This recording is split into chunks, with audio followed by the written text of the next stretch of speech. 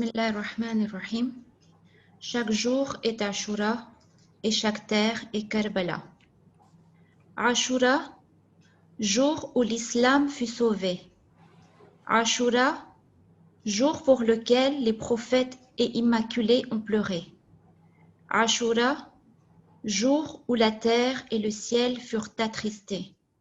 Ashura, jour pour lequel les chiites du monde entier se retrouvent pour se remémorer ce sacrifice à jamais gravé dans les cœurs endeuillés. Chaque jour est Ashura, chaque terre est Karbala. Karbala, terre où l'humanité fut bafouée. Karbala, terre sur laquelle du sang pur fut coulé. Karbala, lieu du sacrifice ultime de Hussein alayhi salam et de sa famille adorée, pour illuminer le message d'Allah en toute dignité et humilité. Chaque jour est Ashura, chaque terre est Karbala. Ashura, jour où tous furent sauvagement martyrisés. Ashura, jour où Akbar offrit son cœur pour que justice soit préservée. Ashura, jour où Qasim, Aoun, Muhammad sacrifièrent leur jeunesse au nom de la vérité. Ashura, jour où Abbas donna sa vie pour protéger le message de son frère bien-aimé. Ashura, jour où Asghar s'offrit aux lances pour répondre labbaik à l'appel de son père fatigué. Ashura, jour où Hussein alayhi salam, après une bataille acharnée, sacrifia sa vie pour préserver l'islam que nous avons l'honneur de pratiquer. Chaque jour est Ashura, chaque terre est Karbala.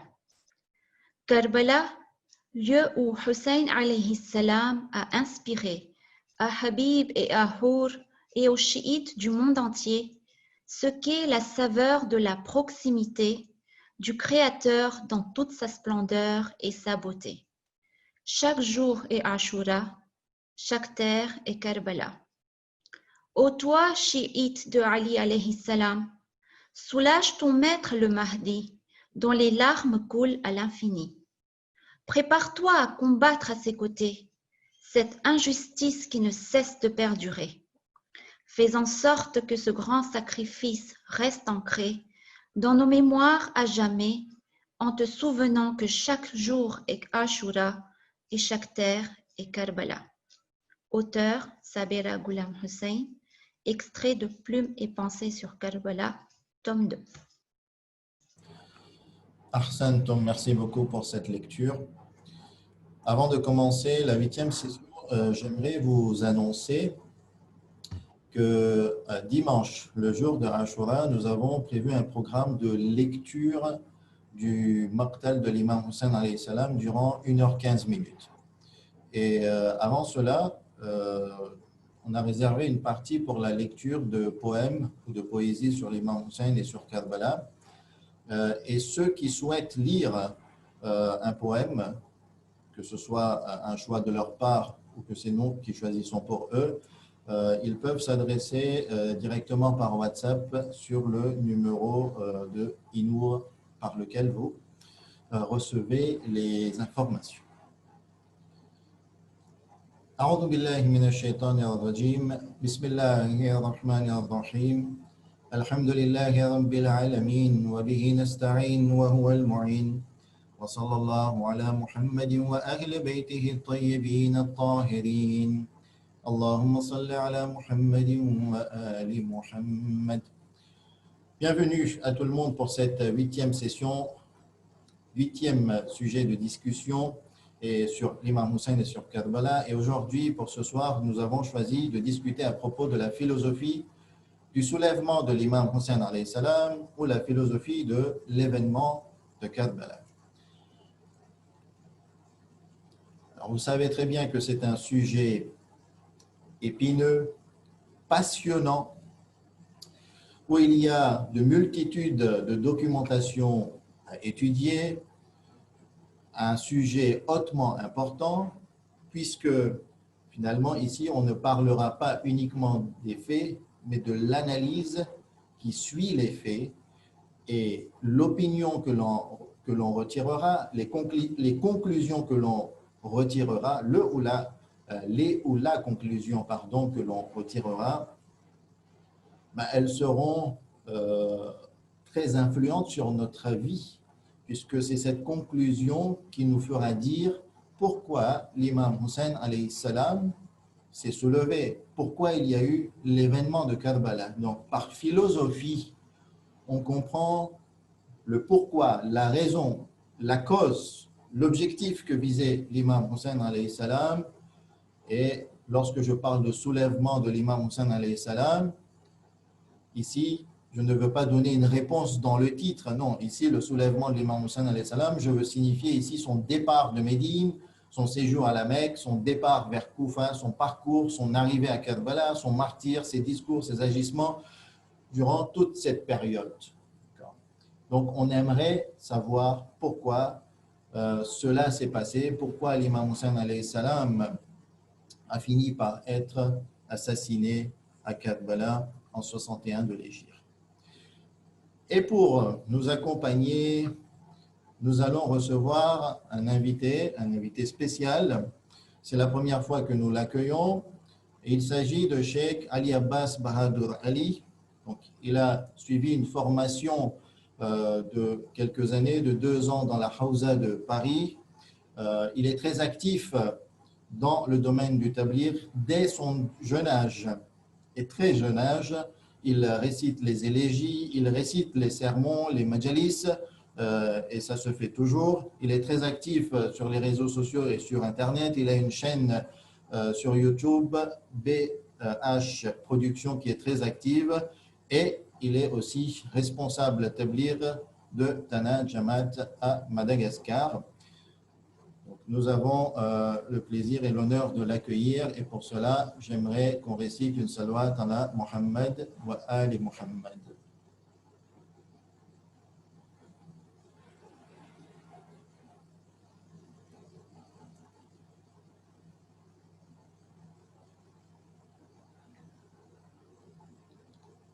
Salam alaikum. Alaykoum salam wa rahmatullah. Comment allez-vous, Cheikh? Alhamdulillah, alhamdulillah. Alors, J'espère que le vous allez son bien il est également. légèrement bas, je vous entends, mais c'est un petit peu faible. Est-ce que c'est mieux? C'est un peu mieux. Peut-être qu'il faudra que vous parliez un petit peu plus fort, mais sinon, ça vous comprend et c'est l'essentiel. Donc, on vous remercie pour votre présence pour cette discussion d'un sujet très important, comme on l'a dit. Et d'emblée, donc, on va rentrer dans le vif du sujet. Et je commence par vous demander une série de questions et je vous laisse vous exprimer. Donc, ce qu'on aimerait savoir, c'est que selon votre parcours, actuellement, quelle idée vous faites du soulèvement ou de l'événement de Karbala et de tout son parcours de Médine à Karbala? Pourquoi, selon votre compréhension, l'imam Hussein alayhi salam s'est soulevé et il y a eu toute cette succession d'événements jusqu'à ce que l'imam tombe en martyr? Et si vous pouvez étayer par quelques éléments historiques sur lesquels vous basez votre compréhension de la philosophie du soulèvement de l'imam Hussein alayhi salam.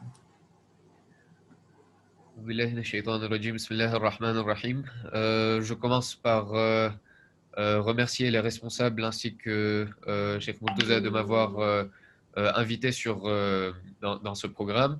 Ensuite, je m'excuse de ne pas pouvoir rester jusqu'à la fin de cette discussion et de ce débat.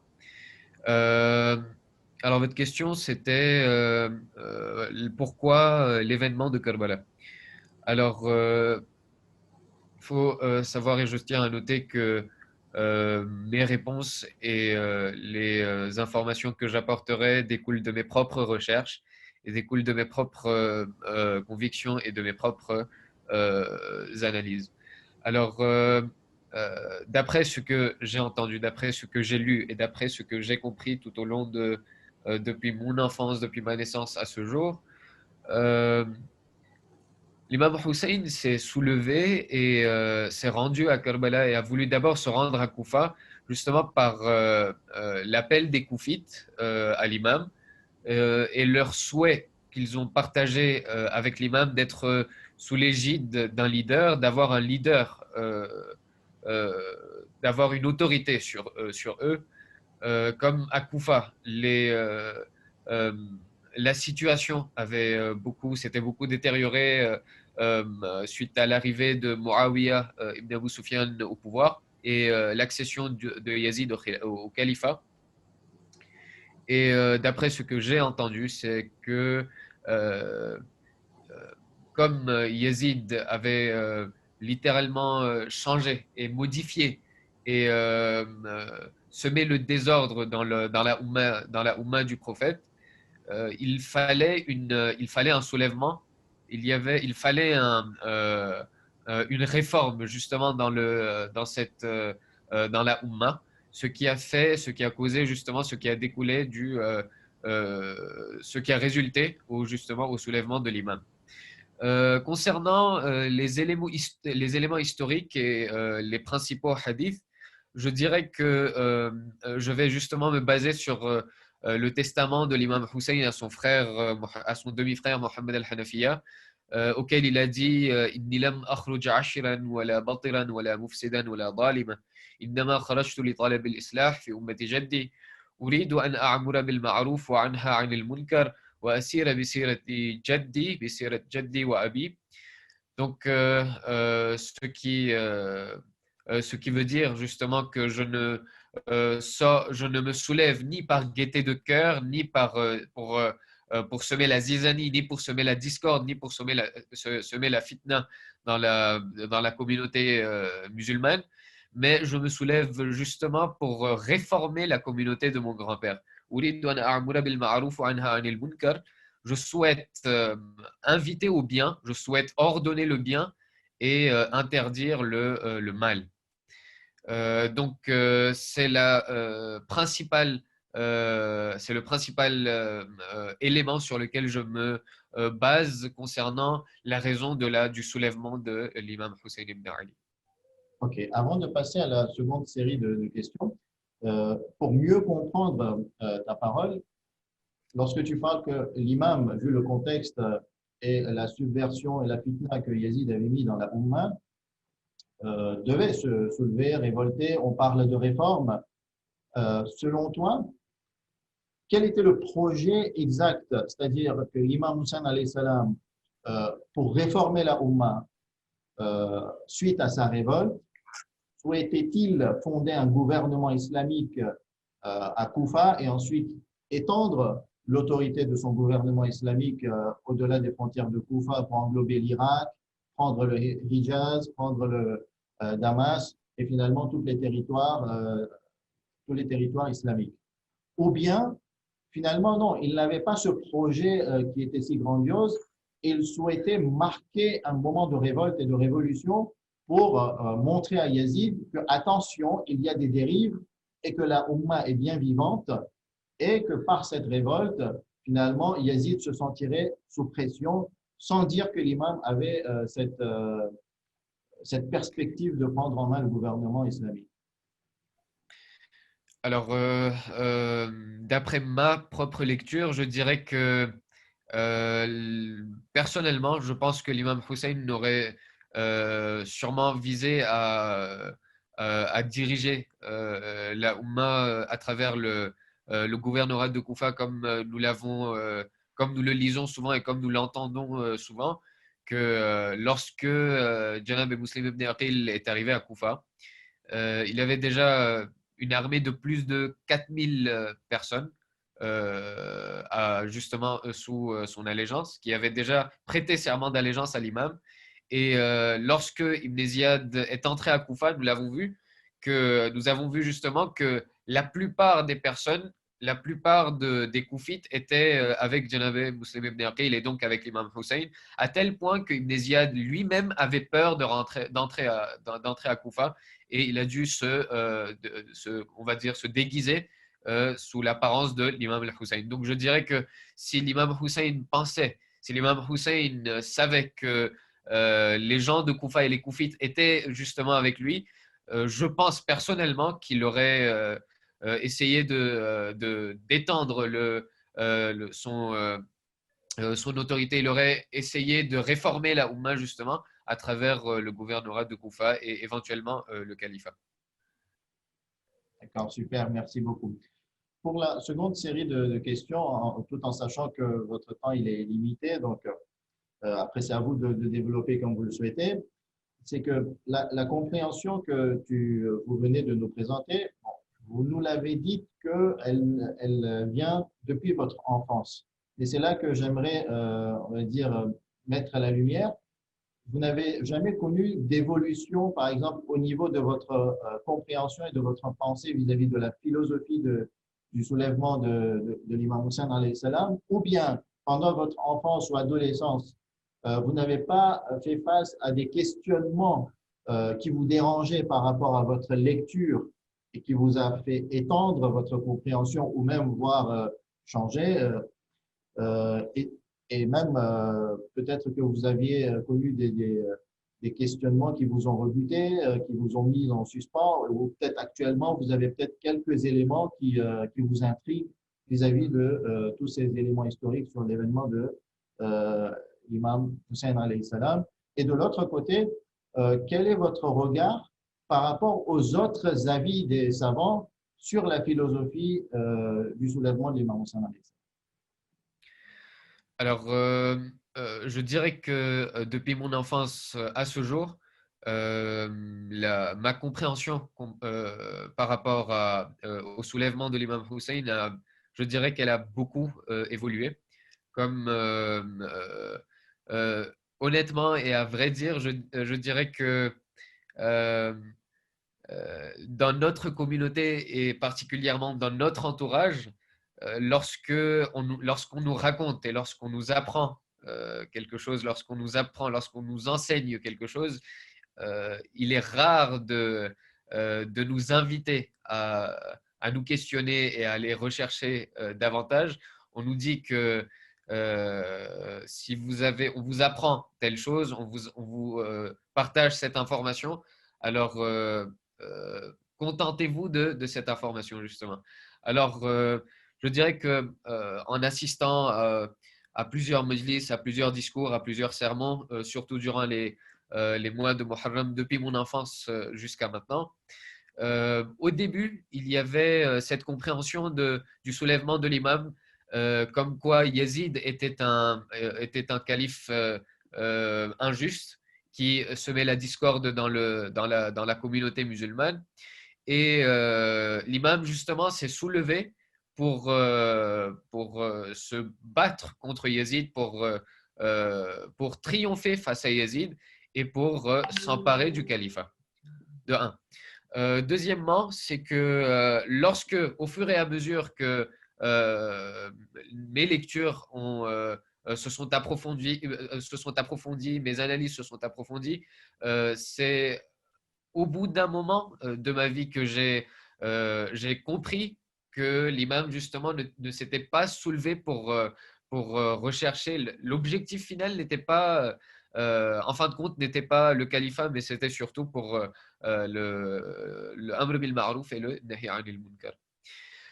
Concernant les autres réflexions et les autres analyses, les autres convictions concernant le soulèvement de l'imam, je dirais qu'au final, et en fin de compte, chacun a sa propre analyse et chacun a sa propre opinion à partir de ses recherches et de sa compréhension de la lecture de l'histoire.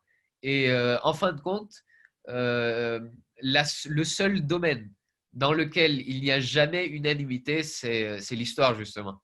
Donc, j'estime que quel que soit le moyen, quelle que soit l'analyse que l'on fait du soulèvement de l'imam, de la tragédie de Karbala, le résultat est au final le même et l'objectif est le même. C'est que l'imam s'est soulevé pour ordonner le bien et interdire le blâme. Donc, la finalité Je dirais plus que, au final, l'objectif et l'essentiel, c'est la finalité de cette révolution. Ahsan. Merci beaucoup pour ce partage, pour nous avoir consacré votre temps. Euh, de notre côté, donc, on va continuer la suite de l'exposé et Inch'Allah, on espère vous retrouver dans d'autres programmes et d'autres discussions dans le futur. Merci à vous. Inch'Allah. Merci. Sallu ala Muhammad wa ali Muhammad.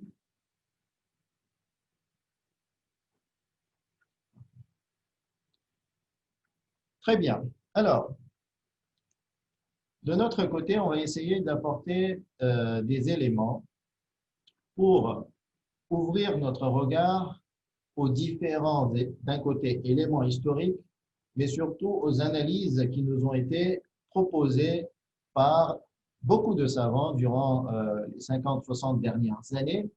Et vous allez voir que ce n'est pas si évident que ça pour avoir un avis tranché. C'est vrai, lorsqu'on nous demande pourquoi s'est soulevé l'imam Hussein alayhi salam, en général, on répond c'est pour établir la justice, pour annihiler l'injustice, le mal, le blâmable, etc. C'est pour revivifier les valeurs humaines, les valeurs qui nous réunissent en tant qu'être humain, mais aussi en tant que musulmans, donc aussi les valeurs de l'islam. Mais, le souci, c'est que on se retrouve devant une multitude de documents, une multitude d'informations qui fait qu'à la fin, les analyses sont divergentes et vous allez voir que certains disent que non, l'imam Hussein alayhi salam ne s'est pas soulevé pour établir la justice, pour établir le bien, mais il sait finalement la philosophie de l'événement de Karbala est autre part. C'est là que dans un premier temps, je veux vous exposer 7 catégories de documentation, d'argumentation, pour vous montrer que vous allez voir qu'il y a des éléments qui sont incohérents, qui sont contradictoires, et que l'analyse n'est pas évidente pour proposer une lecture homogène avec tous ces éléments et pour proposer une conclusion qui satisfait finalement toutes les argumentations et tous les éléments historiques que nous avons à notre possession. Première catégorie, c'est que nous avons une multitude de hadiths et de ziyarat, par exemple, rapportés par Sheikh Sadouk dans Al-Amali de l'imam Rida alayhi salam au fils de Shabib. Donc, il s'adresse à son compagnon Shabib. Si tu pleures sur Hussein alayhi salam jusqu'à ce que tes larmes coulent sur tes joues, Allah effacera tous les péchés que tu as commis, petits soient-ils ou grands, nombreux soient-ils ou pas. Ô fils de Shabib, si tu désires rencontrer Allah, exalté soit-il, absous de tout péché, alors visite la tombe de Hussein alayhi salam. Donc nous avons des centaines de textes qui nous incitent à pleurer sur l'imam Hussein alayhi salam, à célébrer son martyre, à visiter sa tombe, que ce soit de près, de présent par la présence ou de loin. Ensuite, nous avons maintenant les éléments historiques relatés dans les livres de Maqatir. Ici, j'ai mis comme deuxième catégorie, ce sont les éléments qui indiquent que l'imam alayhi salam savait qu'il allait mourir. Dès le début, il savait qu'il allait mourir et finalement, il se dirigeait vers une mort certaine. Je vous lis ici 2 exemples de cette catégorie de documents. En partant de l'Irak, Hussein alayhi salam dit « La louange est à Allah, Allah fait ce qu'il veut. Il n'y a aucune force si ce n'est par Allah. La hawla wa la quwwata illa billah. » Entre parenthèses, l'expression ou la phrase La hawla wa la quwwata illa billahi al-ali al-azim n'est pas un verset coranique, donc il ne faut pas faire l'erreur d'associer cette phrase au Coran. Ensuite, on enchaîne. La mort est pour les enfants d'Adam tel un collier autour du cou d'une jeune fille. Donc, on voit que l'imam alayhi salam parle de la mort. Et la mort est très, très présente tout au long de son voyage, depuis son départ de Médine jusqu'à son shahadat et son martyr. Deuxième texte, celui qui est relaté dans une discussion entre lui et son demi-frère Muhammad ibn al-Hanafiya et qui est relaté par Sayyid ibn Taous dans Al-Malhouf ala Qatl al-Tufuf. Il dit, le messager d'Allah m'est venu en rêve. Alors, il y a toute une discussion entre lui et son demi-frère. Muhammad ibn Hanafiya tente de le dissuader. Il lui propose une solution pour aller soit au Yémen ou dans d'autres contrées pour se mettre en sécurité. Mais l'imam alayhi salam écoute les conseils de son demi-frère et finit par dire « Je dois partir. Le messager d'Allah m'est venu en rêve après t'avoir rencontré. » Donc, l'imam avait rencontré son demi-frère la veille de son départ de Médine pour aller à la Mecque. Et là, le lendemain, lorsque Muhammad ibn Hanafiya apprend que l'imam a décidé de partir, il va à sa rencontre et l'imam lui répond « Le messager d'Allah m'est venu en rêve après t'avoir rencontré. Il m'a dit « Oh Hussein, pars, Allah veut te voir, tu es tombé en martyr. » À ce moment-là, question de la part de Muhammad ibn Hanafiya, et c'est une question que beaucoup de personnes se posent. Elle avait été posée par son demi-frère, qui lui dit bah, tu pars dans cette situation-là, dans ce contexte, à ce moment-là, qui de ta famille? D'accord? Donc il était inquiet automatiquement. Pourquoi l'imam va emmener sa famille? Et réponse de l'imam Inna Allah qad sha'a an yarahunna sabaya. Allah veut les voir captifs. Et l'imam dit Assalamu alayk et part. Nous avons encore un troisième exemple de ce type de texte où l'imam parle de la mort et savait qu'il allait mourir. On retrouve donc un texte dans la tragédie de Hussein de Sheikh Sadouk où l'imam dit il part visiter la mosquée du prophète avant de quitter Médine. Il y fait des prières et ensuite l'imam s'assoupit alors qu'il était en prosternation. À ce moment-là, le prophète, sallallahu alayhi wa sallam, lui apparut dans son rêve. Il prit l'imam Hussein alayhi salam, le serra contre sa poitrine et commença à l'embrasser entre ses yeux. Puis lui dit que mon père te soit sacrifié. C'est comme si je te voyais gisant sur le sable, recouvert de sang au milieu d'une horde de cette communauté qui espère mon intercession, mais elle ne bénéficiera d'aucune faveur auprès d'Allah. Ô mon fils, tu es sur le point de rejoindre ton père, ta mère et ton frère, et ils t'attendent impatiemment. On avance, on part maintenant dans une réflexion. Donc, maintenant, c'est la troisième catégorie de documents. Deuxième catégorie, parler de la mort et du discours de la mort de la part de l'imam Hussein alayhi salam. Troisième catégorie, ce sont ces éléments d'analyse, d'argumentation qui nous disent que l'imam savait qu'il allait tomber en martyr. On vient de le lire. Deuxième prémisse de l'argumentation, de la réflexion, c'est se mettre en danger de mort. C'est interdit selon l'islam et la raison. À ce moment-là, l'imam qui est infaillible ne peut commettre d'interdit islamique. Résultat, l'action de l'imam dépasse l'entendement. C'est un agissement purement métaphysique qui lui est spécifique. Donc, qu'est-ce que vous retenez de cette argumentation? C'est que l'imam était animé par une cause transcendantale, par une cause métaphysique, de telle façon que les éléments contextuels, historiques, ne sont pas suffisants pour émettre une lecture, une conclusion probante et concluante. On ne pourra jamais comprendre pourquoi l'imam Hussein alayhi salam a finalement quitté Médine avec sa famille, rejoint Makka, quitté Makka la veille de Arafat, n'a pas accompli le Hajj pour rejoindre Koufa. Et même en chemin, lorsqu'il a su que Muslim était tombé et avait été martyrisé, abandonné, mais il a continué son chemin. Ce n'est pas logique d'agir ainsi, mais c'est normal, puisque la compréhension ne se fait pas dans le monde de la logique, mais dans le monde métaphysique transcendantal. En contrepartie, nous avons d'autres éléments d'analyse qui ne sont pas d'accord avec cette réflexion ou ce type de réflexion.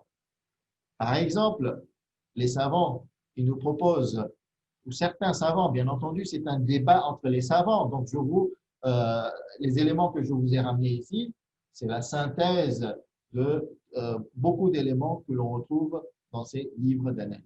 Donc, en contre-argumentation, en objection, il est dit que, tout d'abord, si l'imam est infaillible et qu'il sait, admettons tout, c'est que savoir qu'on va mourir pour sauver une cause divine supérieure, et cela en passant par l'établissement de l'islam, de la justice pour l'humanité, ce n'est pas un suicide, mais un sacrifice noble dans l'islam. Admettons qu'aujourd'hui, je sais, si je vais, par exemple, dans tel endroit pour lutter, je sais que je vais mourir, mais je sais aussi que mon sacrifice aura un impact important pour l'islam, pour sauver l'islam. À ce moment-là, ce n'est pas du suicide, c'est du sacrifice noble, et cela est bien vu dans l'islam. De l'autre côté, dans le fiqh, dans tous les éléments que l'on a dans la jurisprudence islamique, se mettre en danger de mort pour une cause sainte et supérieure n'est pas problématique. Et donc, conclusion, l'imam ne s'est pas du tout suicidé, mais il s'est sacrifié pour sauver une cause divine supérieure. Et donc, ce type de réflexion n'est pas valable pour ces savants. Quatrième catégorie d'éléments historiques, parmi les centaines, voire les milliers d'éléments et de documentation que nous avons sur l'événement de Karbala. Lisons ensemble à Bayra. L'imam Hussein alayhi salam prononce un serment devant ses compagnons et ceux de Hur. Donc on voit qu'il est sur le chemin, il n'est pas loin de Koufa. Dans ce sermon, il loue et glorifie Allah, puis il dit « Ô gens, Ya ayyuhan nas », le messager d'Allah, sallallahu alayhi wa sallam, a dit « Quiconque voit un sultan oppresseur qui considère comme licite les interdictions d'Allah, qui brise son engagement envers Allah, qui s'oppose à la sunna du prophète d'Allah, qui traite les serviteurs d'Allah avec oppression, injustice, sans que ces derniers ne réagissent ni par des actes, ni par des paroles. Ce genre de personnes mérite qu'Allah lui fasse subir ou leur fasse subir ce qu'il subira. Ces gens-là ne sont-ils pas incombés à obéir à Satan tout en laissant l'obéissance du miséricordieux? N'oppriment-ils pas ouvertement? N'ont-ils pas abrogé les peines religieuses? Ne sont-ils pas opprimés? Ne se sont-ils pas appropriés le butin? N'ont-ils pas considéré comme licite les interdictions d'Allah, etc., etc. Donc on voit que dans le discours de l'imam Hussein alayhi salam, on parle d'injustice, on parle d'oppression, on parle de réaction, qu'il faut réagir face à cela. Et donc, on a des éléments politiques. Encore une fois, on avance dans la documentation, on a un autre texte qui va dans ce sens, et c'est le texte qui nous a été rappelé par notre frère Cheikh Ali Abbas. Je ne me suis pas soulevé de gaieté de cœur, ni pour une quelconque insatisfaction personnelle, ni par subversion, ni injustement. Je me suis soulevé pour réformer la Ummah de mon grand-père, le messager de Dieu, pour commander le bien, interdire le mal et poursuivre les traces de mon grand-père et de mon père. Et donc, comment voulons-nous commander le bien, interdire le mal si on n'a pas d'autorité? Comment le faire à l'échelle d'une communauté? Et dans sa compréhension, Cheikh Ali Abbas nous a dit que au niveau concret, au niveau des actes, ben cela se fait par établir un gouvernement petit à petit, étendre l'autorité de ce gouvernement, et c'est ainsi qu'on apporte de la réforme à l'échelle de la communauté. Sixième catégorie de documentation ou de réflexion. On a une argumentation. L'imam Hussein était un être transcendant, infaillible et connaissant la science de l'invisible. Okay? Ça fait partie de l'idéologie théologique chiite. La conclusion que l'on peut produire en prenant en compte les autres éléments historiques, dont ceux qui ont été évoqués, c'est qu'il n'est pas logique de penser qu'une personne qui savait qu'elle allait mourir se soulève pour former un gouvernement en emmenant ses enfants et ses femmes.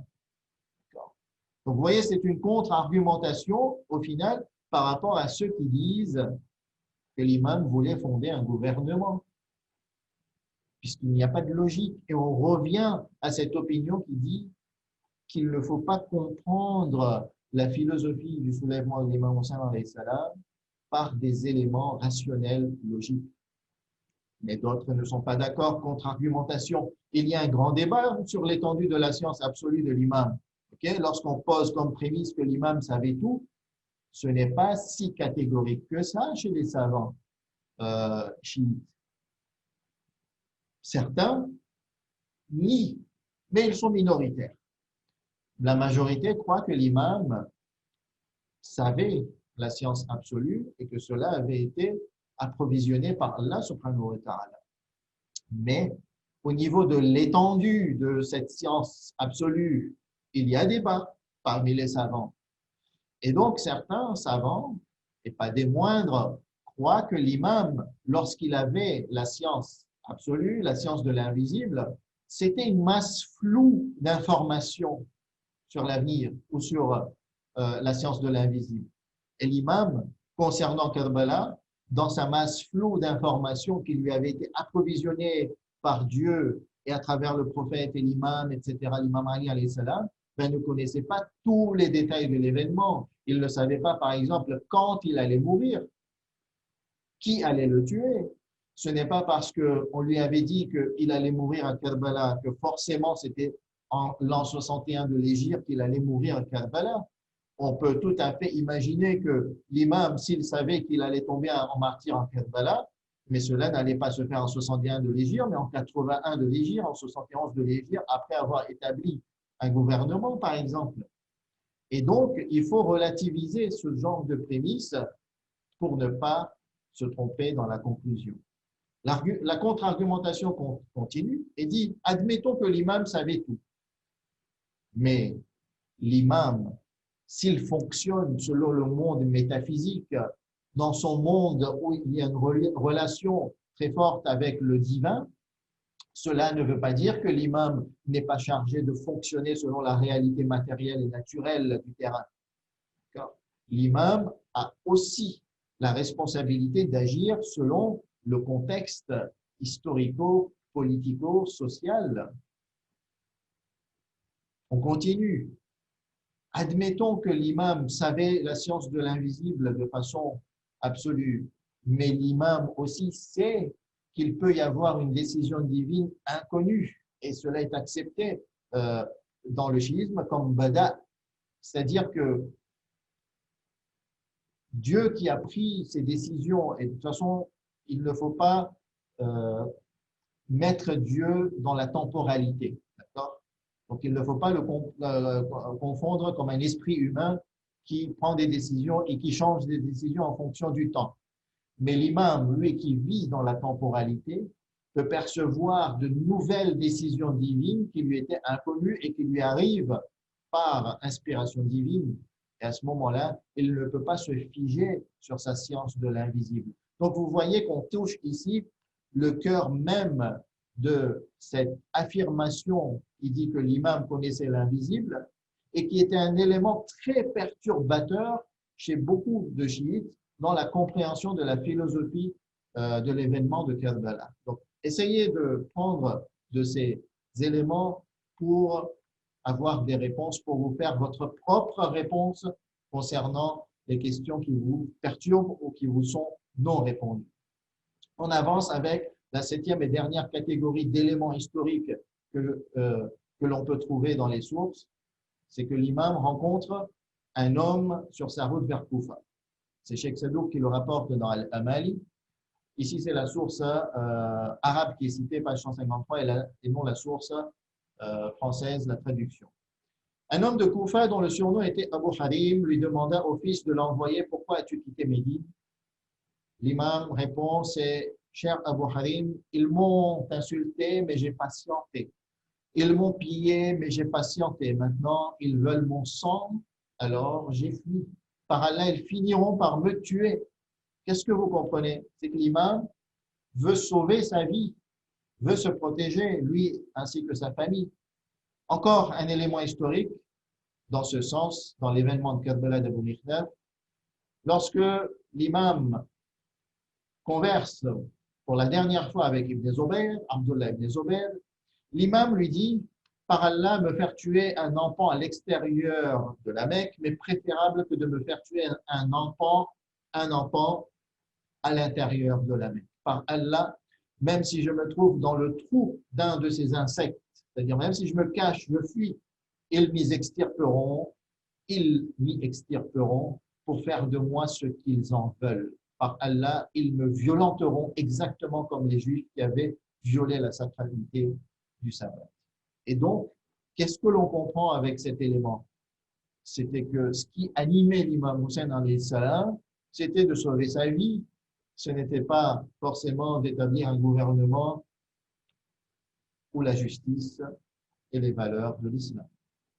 Donc, la conclusion que je souhaite retirer de cette partie, c'est que nous avons une multitude d'informations, des milliers d'informations sur l'événement de Karbala. Et comme je vous l'avais dit dans une des interventions, nous avons une telle richesse historique sur l'événement de Karbala que nous devrions avoir honte de s'appuyer sur des éléments qui n'ont aucune base historique et qui nous sont apparus tout d'un coup au 10e, 11e, 12e, 13e siècle de l'Hégire. Et c'est que nous devrions nous focaliser sur ces éléments historiques pour nous faire une idée plus précise, plus saine et plus honnête au niveau intellectuel concernant le soulèvement de l'imam Hussein. Récitons une salawat à la Muhammad wa ali Muhammad et je continue ma prise de parole avec cette deuxième partie. Allahumma salli ala Muhammad wa ali Muhammad. Alors, une fois que les faits historiques ont été cités, on en a vu qu'il y en a des milliers, c'est qu'au niveau des analyses, nous avons connu une évolution de rapport des savants chiites par rapport aux analyses et aux faits historiques. Donc, l'événement de Karbala a eu lieu en 61 de l'Hégire et au tout départ, jusqu'au 4e, 5e siècle, les compagnons de l'imam, les imams, ils incitaient d'abord sur la célébration du deuil du martyr de l'imam Hussein alayhi salam. Il s'agissait d'enraciner ce deuil, d'enraciner cette catastrophe, cette tragédie.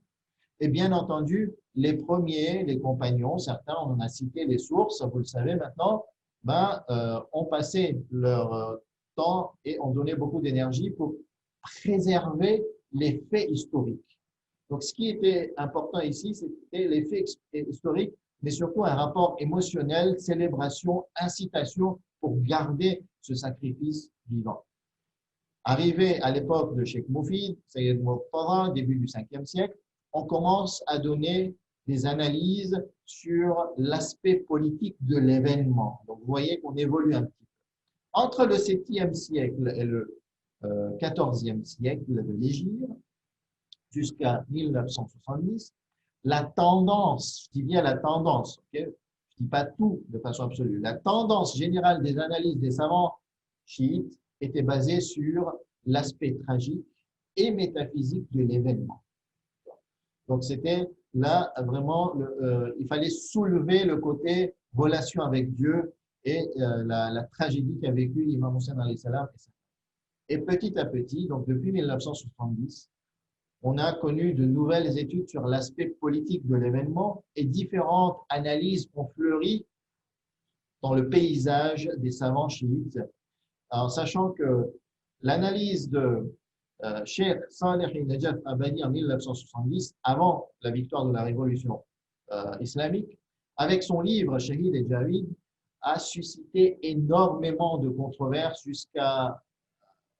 jusqu'au point où les chiites en Iran se sont battus, je dirais pas entretués, mais c'était presque. Je pense même qu'il y a des, euh, des témoignages qui disent que du sang a coulé à cause de cette histoire. Pourquoi?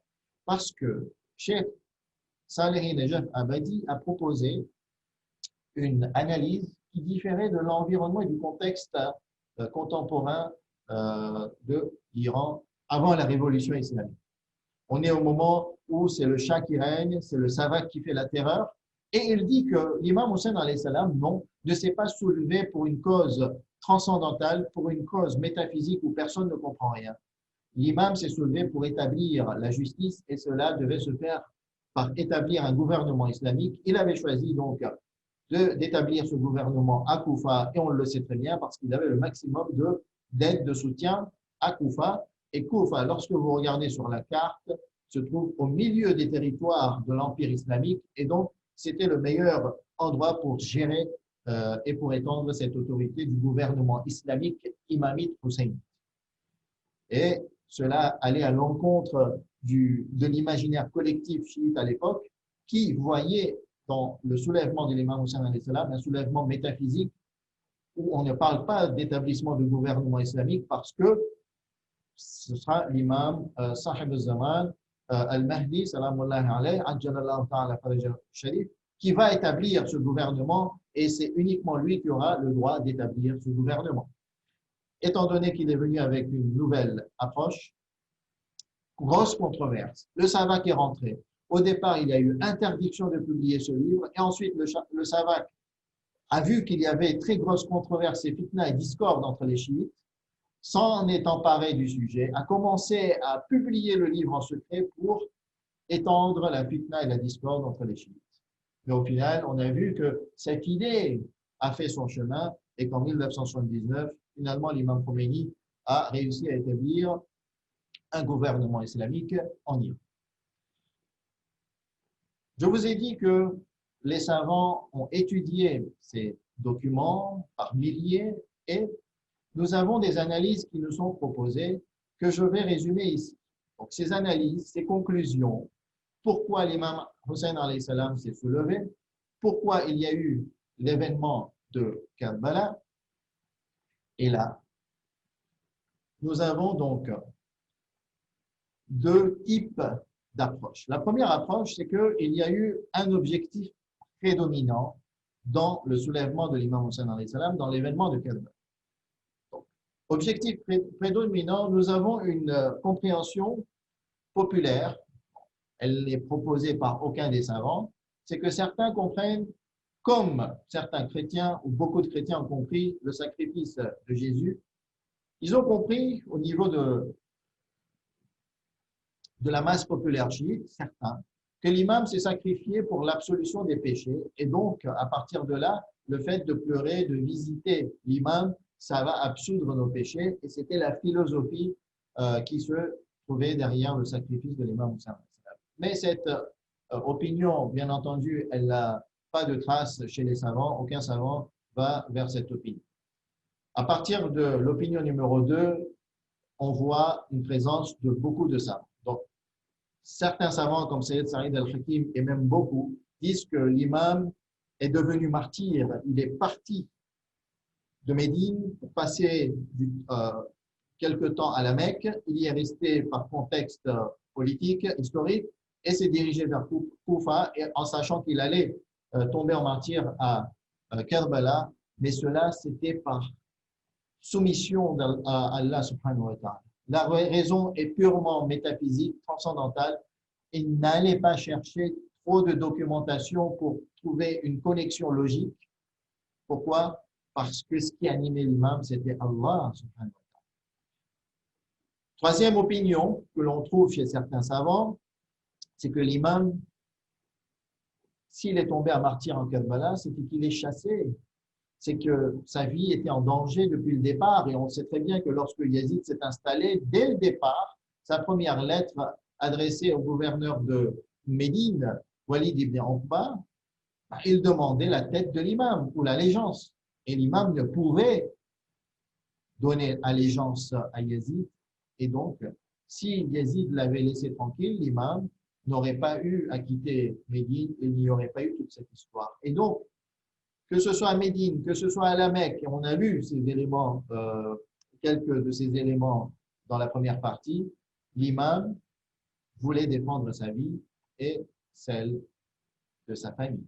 Quatrième opinion, et cette opinion est très présente, c'est que l'imam souhaitait fonder un gouvernement islamique juste pour établir la justice et interdire le mal et le blâme. Cinquième philosophie, cinquième analyse ou conclusion, c'est que l'imam ne souhaitait pas fonder un gouvernement islamique, non. En sachant que ça allait mal se tourner pour lui, il voulait donner vie à la Ummah. Parce que pour lui, l'âme de la Ummah était à l'agonie. La Ummah ne bougeait plus, la Ummah n'avait plus d'envie d'avancer, d'envie d'éliminer la corruption. La Ummah n'avait plus d'éléments moteurs pour aller appliquer les enseignements du prophète. Et l'imam s'est dit que une personnalité comme moi, si elle se sacrifie, à ce moment-là, elle redonnera vie à la Ummah. Et c'est ainsi que ça s'est passé selon certains analystes. Et on a vu qu'il y a eu des révolutions et que des groupes se sont soulevés. Et donc, pour ces analystes, pour ces analyses, l'imam a réussi sa mission et a redonné vie à la Ummah, et cela jusqu'au jour du jugement. Sixième analyse, l'imam voulait faire face aux dérives ultimes de la gouvernance du califat. C'est-à-dire que l'imam, s'il s'est soulevé, c'est pour dire à Yazid et faire comprendre à Yazid, Yazid, attention, comprends que nous sommes en vie et comprends que nous ne tolérerons pas ta corruption, tes subversions, ta dérive, et donc remets-toi dans le bon chemin. Et donc, le but de l'imam ici, c'était de recadrer le massir, la conduite du califat. Enfin, nous passons maintenant à une analyse où les objectifs maintenant sont faits, où l'objectif est vu selon les éléments combinés. C'est-à-dire que, selon cette lecture, l'imam avait des objectifs multiples et parallèles. Donc, il ne faut pas se perdre avec un objectif prédominant. Et lorsqu'on ramène et qu'on analyse tous ces éléments et qu'on crée cette connexion lors du processus d'analyse, on comprend que l'imam avait des objectifs nombreux et qui étaient en parallèle, en même temps.